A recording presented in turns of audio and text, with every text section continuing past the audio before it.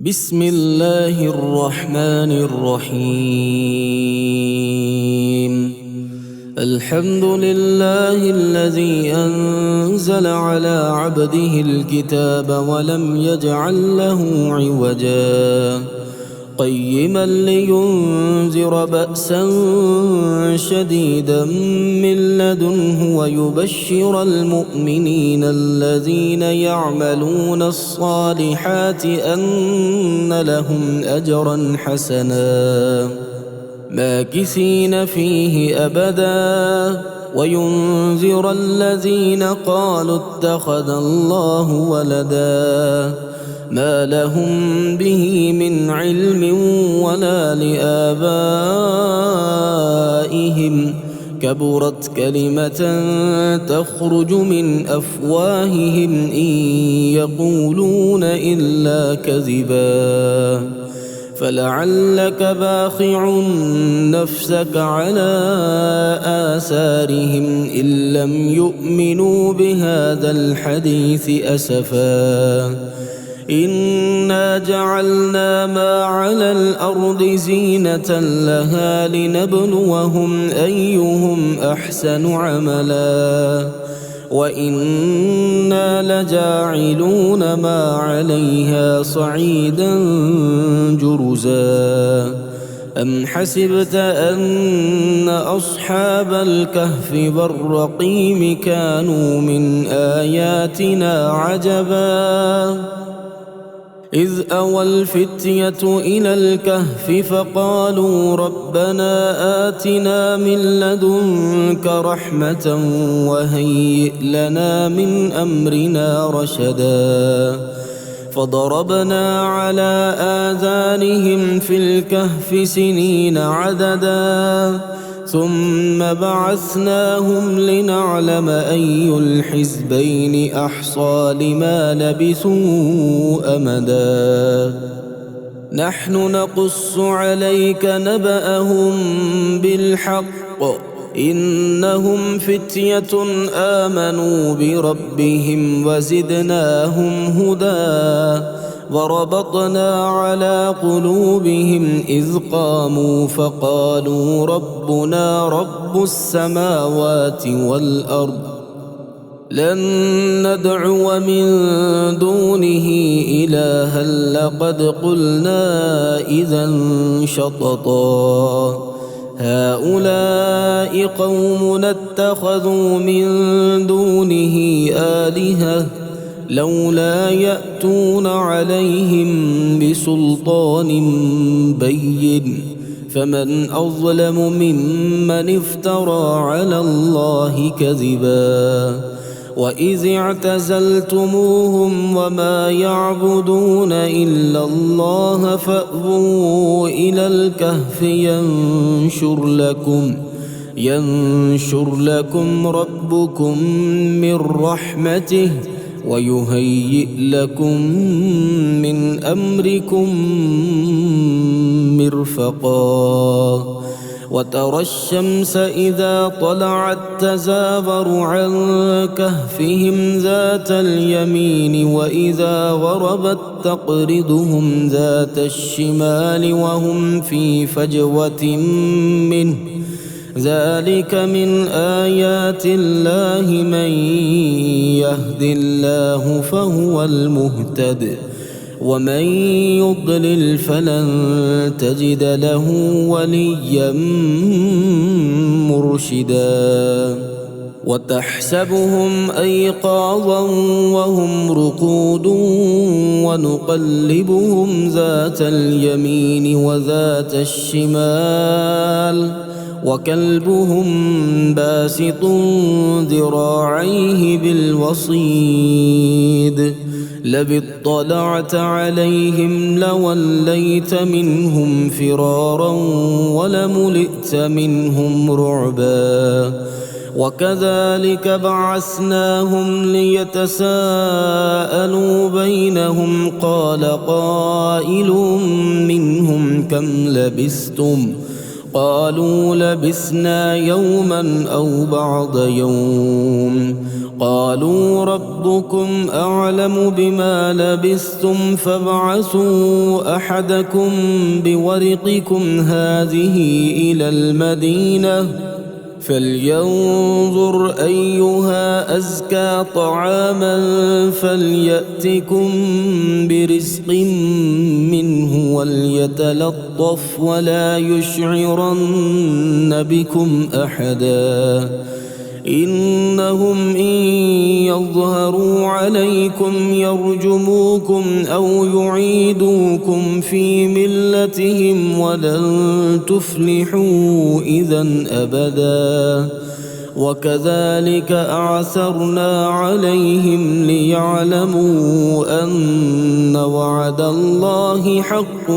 وأن الساعة لا ريب فيها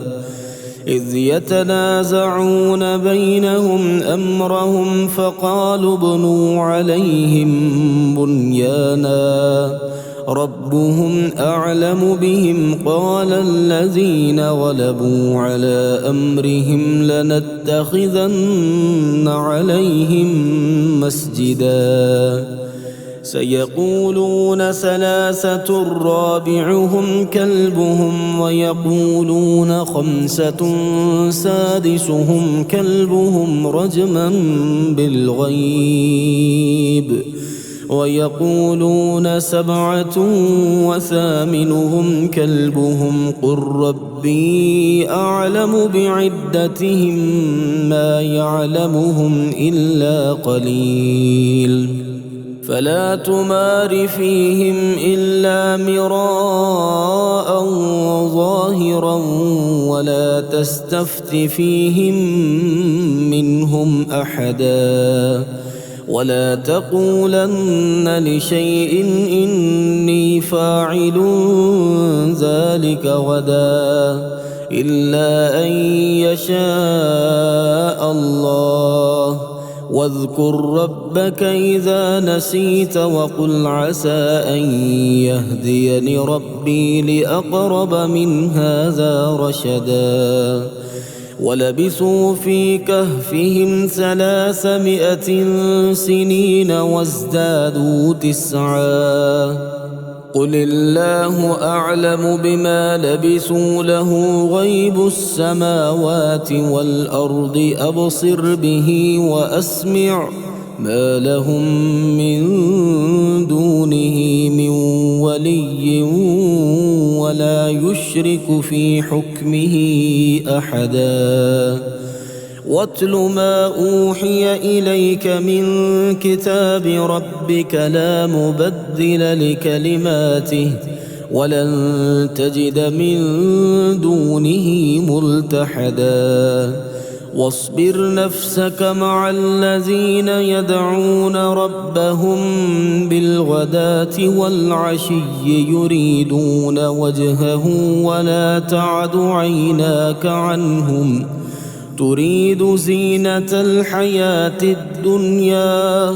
ولا تطع من أغفلنا قلبه عن ذكرنا واتبع هواه وكان أمره فرطا وقل الحق من ربكم فمن شاء فليؤمن ومن شاء فليكفر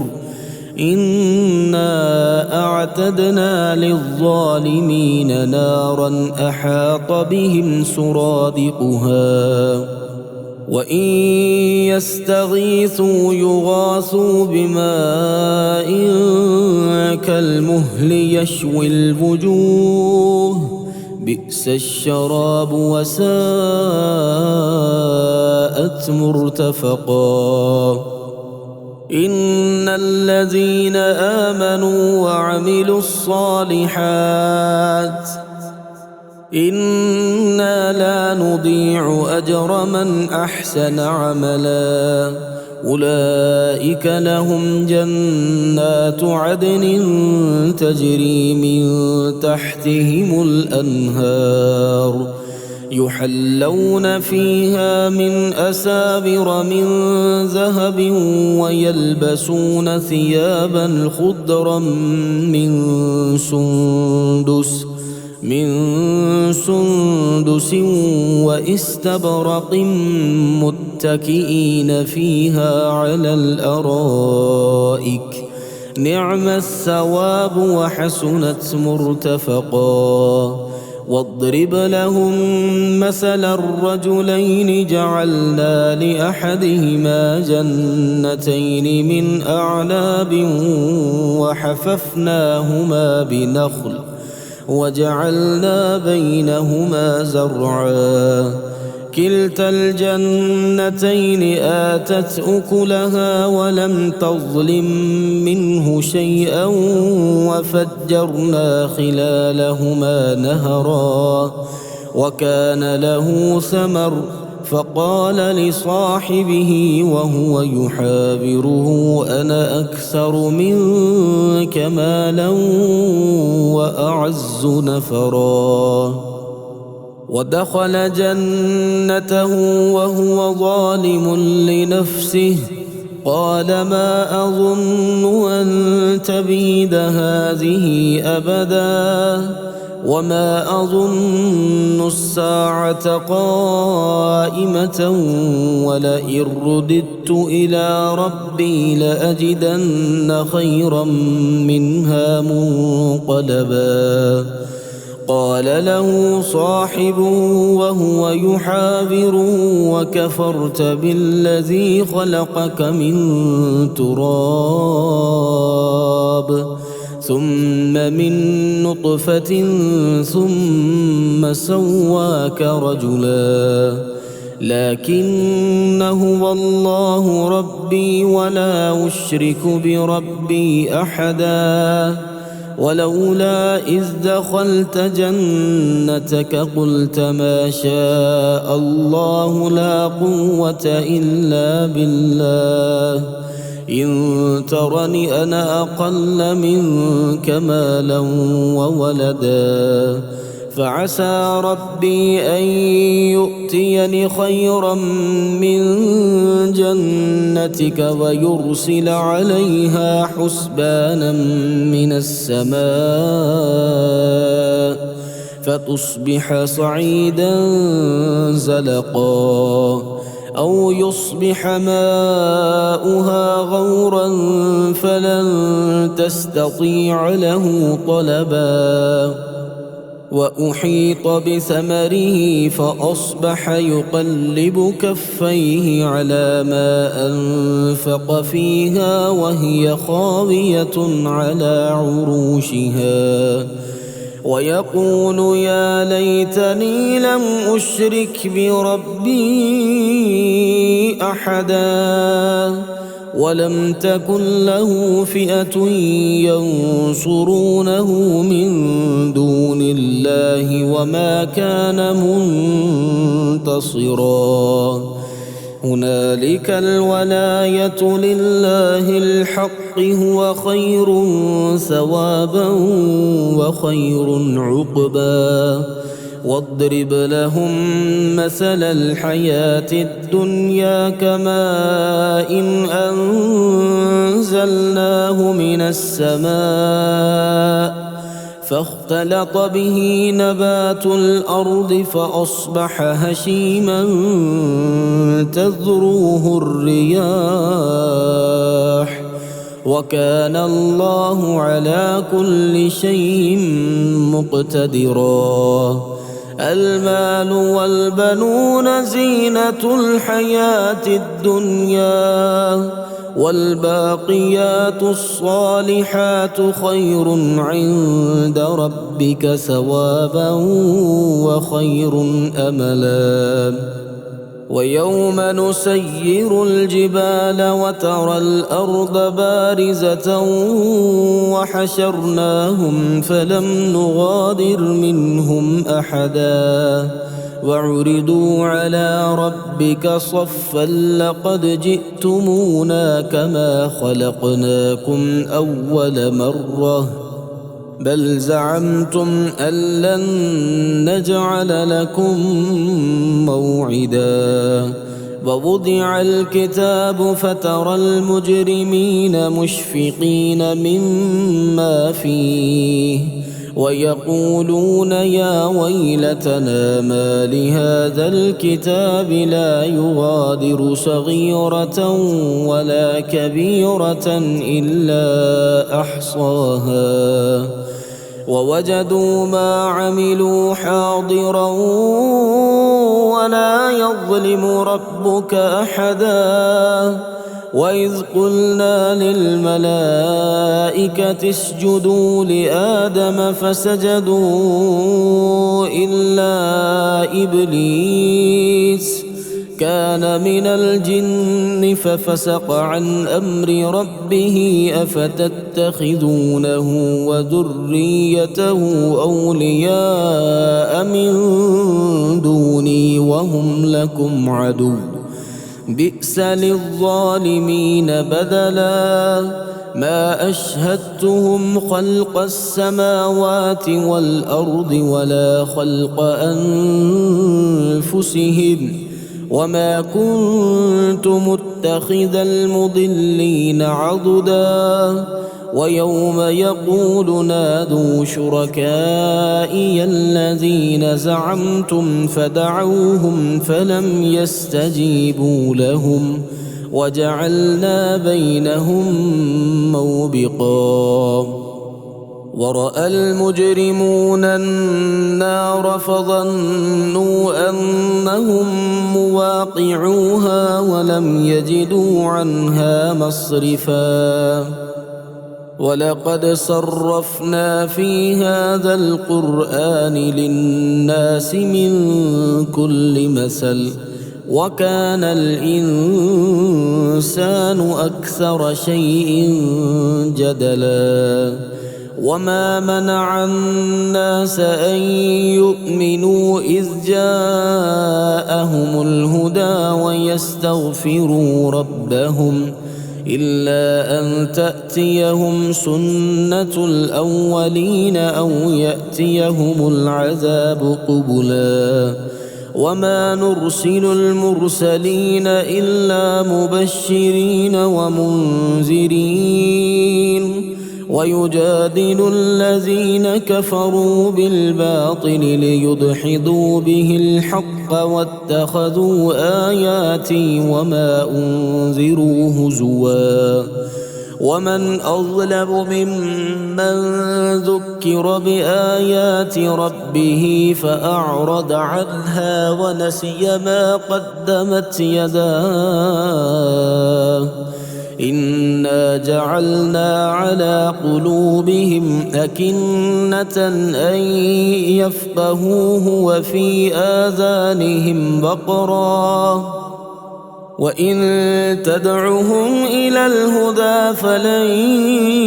يهتدوا إذا أبدا وربك الغفور ذو الرحمة لو يؤاخذهم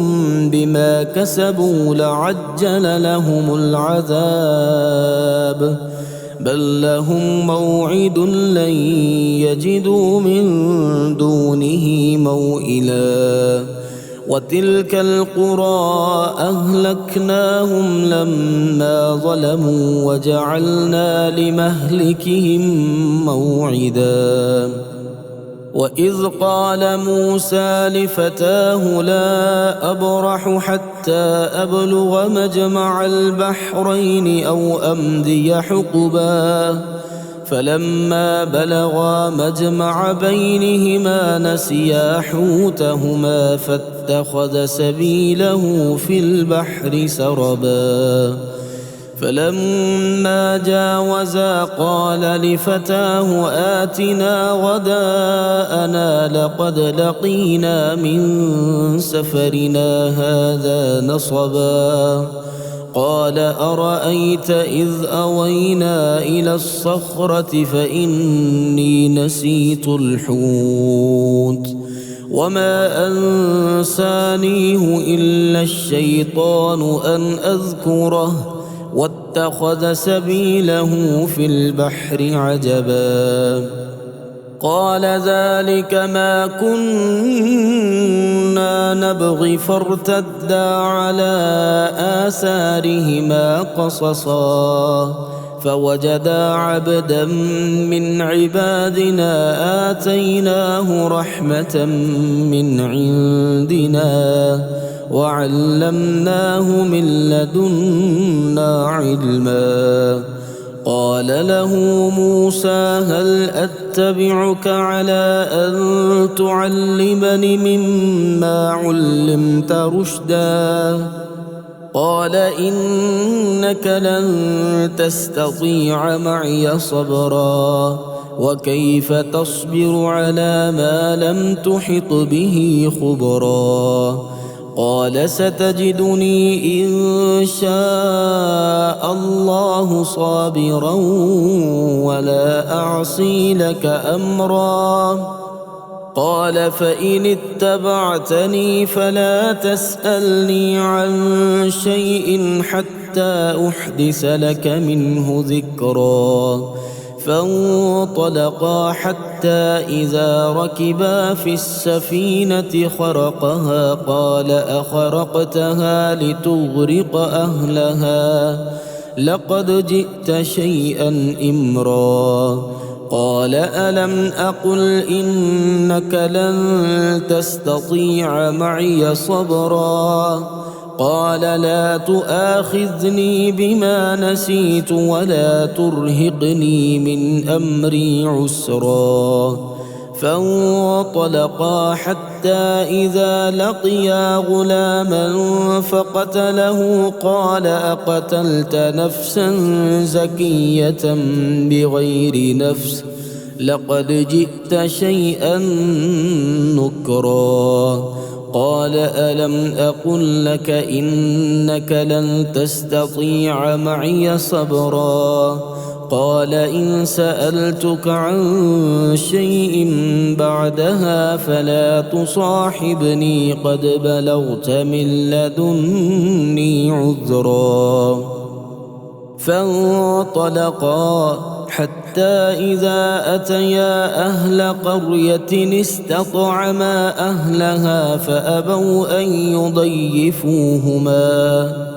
فوجدا فيها جدارا يريد أن ينقض فأقامه قال لو شئت لاتخذت عليه أجرا قال هذا فراق بيني وبينك سأنبئك بتأويل ما لم تستطع عليه صبرا أما السفينة فكانت لمساكين يعملون في البحر فأردت أن أعيبها وكان براءهم ملك يأخذ كل سفينة غصبا وأما الغلام فكان أبواه مؤمنين فخشينا أن يرهقهما طغيانا وكفرا فأردنا أن يبدلهما ربهما خيرا منه زكاة وأقرب رحما وأما الجدار فكان لغلامين يتيمين في المدينة وكان تحته كنز لهما وكان أبوهما صالحا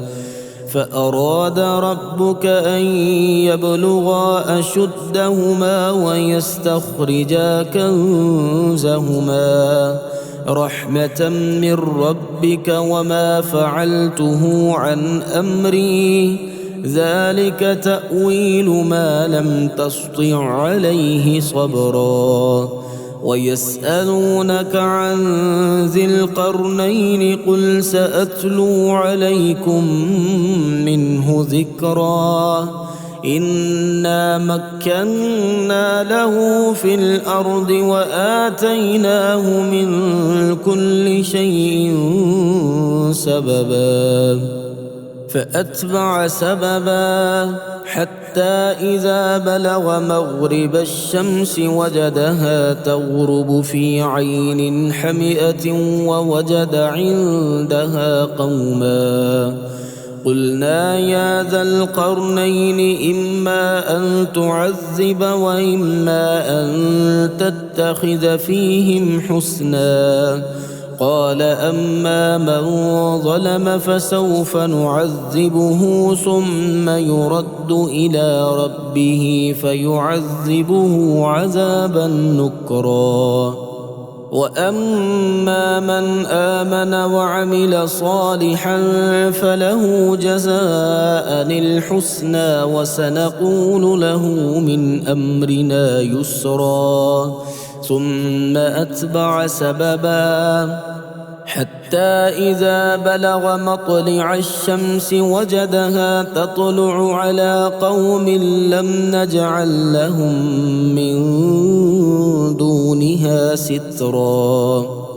كذلك وقد أحطنا بما لديه خبرا. ثم أتبع سببا حتى إذا بلغ بين السدين وجد من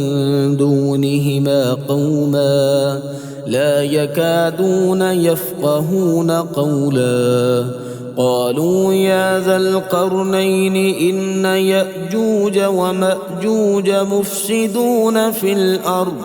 فهل نجعل لك خرجا على أن تجعل بيننا وبينهم سدا. قال ما مكني فيه ربي خير فأعينوني بقوة أجعل بينكم وبينهم ردما. آتوني زبر الحديد حتى إذا ساوى بين الصدفين قال انفخوا حتى إذا جعله نارا قال آتوني أفرغ عليه قطرا. فما استطاعوا أن يظهروه وما استطاعوا له نقبا. قال هذا رحمة من ربي فإذا جاء بعد ربي جعله دكا وكان وعد ربي حقا. وتركنا بعدهم يومئذ يموج في بعض ونفخ في الصور فجمعناهم جمعا.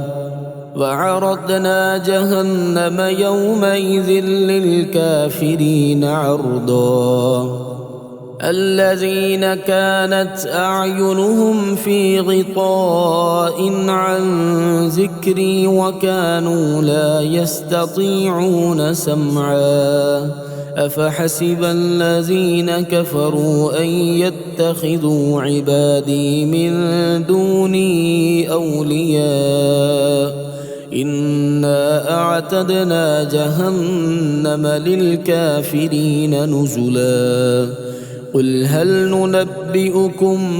بالأخسرين أعمالا الذين ضل سعيهم في الحياة الدنيا وهم يحسبون أنهم يحسنون صنعا. أولئك الذين كفروا بآيات ربهم ولقائه فحبطت أعمالهم فلا نقيم لهم يوم القيامة وزنا. ذلك جزاؤهم جهنم بما كفروا واتخذوا آياتي ورسلي هزوا. إن الذين آمنوا وعملوا الصالحات كانت لهم جنات الفردوس نزلا خالدين فيها لا يبغون عنها حولا. قل لو كان البحر مدادا لكلمات ربي لنفد البحر قبل أن تنفد كلمات ربي ولو جئنا بمثله مددا. قل إنما أنا بشر مثلكم يوحى إلي أنما إلهكم إله واحد فمن كان يرجو لقاء ربه فليعمل عملا صالحا ولا يشرك بعبادة ربه أحدا.